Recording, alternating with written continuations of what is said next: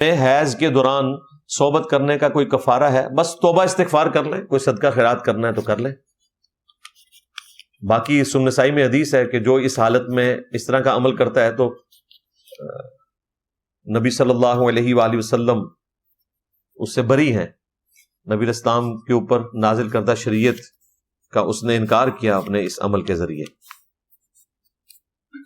رہا وہ معاملہ جو بخاری مسلم میں منکرین احادیث اٹھاتے ہیں، بعض غالی رافضی بھی اٹھاتے ہیں کہ بخاری میں لکھا ہے نبی الاسلام حالت حیض میں اپنی بیویوں کے ساتھ تعلق قائم کرتے تھے، تو وہ پورا لکھا ہوا ہے کہ تعلق سے مراد انٹر کورس نہیں تھا، بلکہ آپ علیہ السلام ان کو ناف سے لے کر گھٹنے تک کپڑا باندھنے کا کہتے تھے اور باقی جسم کے ساتھ تعلق قائم فرماتے تھے، اس میں انٹر کورس نہیں ہوتا تھا. وہ پورا لکھا ہوا ہے اس میں.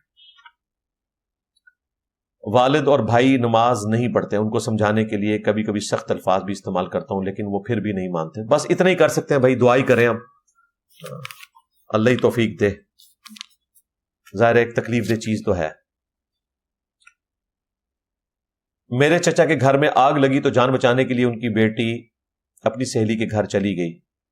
اب لوگ اسے کہہ رہے ہیں کہ تم گھر سے بھاگی ہو، اس کا رشتہ نہیں ہو سکتا، میں اس سے شادی کر لوں.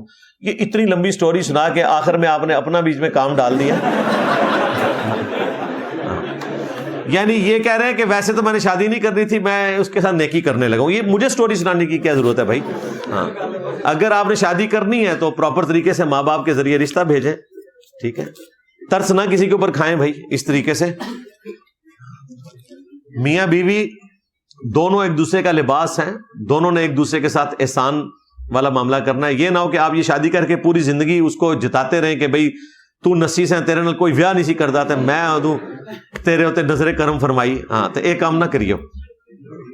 باقی اس کے بغیر ہے تو ٹھیک ہے.